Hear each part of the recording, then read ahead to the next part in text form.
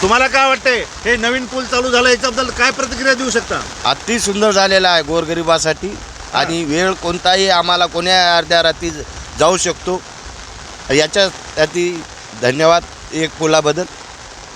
या लोकांचं असं म्हणणं पडलं की इथं उमरखेडला इमर्जन्सी एखाद्या दवाखान्याच्या हॉस्पिटलला पेशंटला जर हलवायचं असेल तर इमर्जन्सी प्रत्येक वेळेस नांदेडला ये जा करावं लागत होतं. एक जवळचं ठिकाण म्हणून दवाखान्याचं नांदेड एक ठिकाण आहे.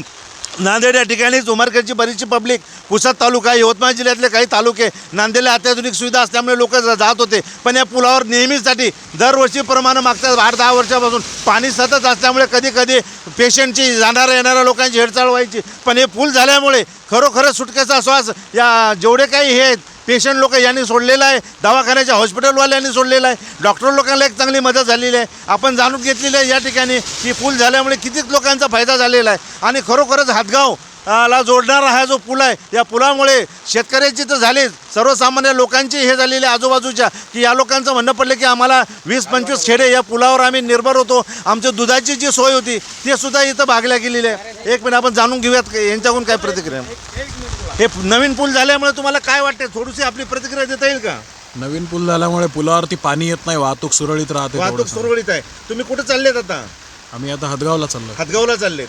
हे यांनी सांगत होते की आता हे उमरखेडून हातगावला जात आहेत. दरवर्षीप्रमाणे पावसाळ्यात त्यांना 1-2 घंटे 4-4 घंटे थांबावं लागायचं. पुलावरून पाणी उतरल्याशिवाय जाता येत नव्हतं. पण आता यांनी एक दिले की अभि ह्या पूल झाल्यामुळे आम्हाला एक तर सुविधा चांगली झालीत. आपण एकदा परत जाणून घेऊयात. तर तुम्हाला आता हे हातगाव इथून एक तर किती किलोमीटरचं अंतर आहे?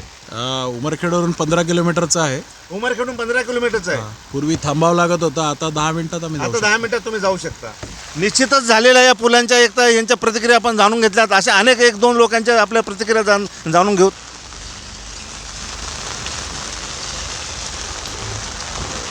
तुम्हाला काय वाटतंय नवीन पूल झाल्यामुळे तुमची काय प्रतिक्रिया देऊ शकता? या रस्त्यावरून जायला यायला तुम्हाला कसं वाटायलं? एकदम छान, एकदम छान. एकदम छान. कारण याच्या अगोदर मागच्या पावसाळ्यात तुम्ही पाहिलं तुम्हाला 4-4 घंटे थांबायचं काम पडलं होतं. हो हो हो. आता यावेळेस नाही. नाही, बिलकुल तुम्ही नाही. कुठं चालले आता? नांदेड. नांदेडला चालले. हो. निश्चितच आपण पाहिलं यांनी सुद्धा नांदेडला चाललेले आहेत. कुठून आलात भाऊ? आर्नी. आर्नीहून आलात. हो. हे यवतमाळहून आले, जवळपास 150 ते 200 किलोमीटर अंतरावर. यांची सुद्धा हे असं म्हणणं आहे की बुवा खरोखरच आम्हाला हे झालेलं आहे. या लोकांनी एक तुम्ही कुठून आलात? सर आम्ही किनवटहून आलेत. हां तुम्हाला आता इथं जायचं कुठं पुढे? नांदेडला नांदेडला. जायचं. हा नवीन पूल झाला याच्याबद्दल काय प्रतिक्रिया देऊ शकता तुम्ही? काय नाही, चांगलं झालं, उलट चांगलं झालं. प्रवासासाठी चांगलं झालं. प्रवासासाठी पण रोडवर काही ठिकाणी पाणी साचलेलं आहे, त्याच्यामुळं गाडीची जरा थोडंसं गाडी त्याच्यातून जात असताना अडचण झाली. निश्चितच आपण यांच्या सुद्धा प्रतिक्रिया ऐकल्या. हे नांदेड जिल्ह्यातल्या किनवटच्या या तालुक्यातून आलेले आहेत. किनवटमधून नांदेडला जायला सुद्धा यांना या रोडचा उपयोग घ्यावा लागते. यांनी सांगितलं की आम्हाला खरोखरच एक जवळचा रस्ता आणि एक चांगला राज्यमार्ग या पुलाच्या रूपाने मिळालेला आहे. निश्चितच न्यूज मराठी 24/7 लोकांना एक तर जाणून घेत आहेत. आपण आणखीन एक तर प्रतिक्रिया घेत आहोत उमरखेडच्या आणि आजूबाजूच्या तालुक्यातल्या लोकांकडून. न्यूज मराठी 24/7 परिमल चिंचोडकर.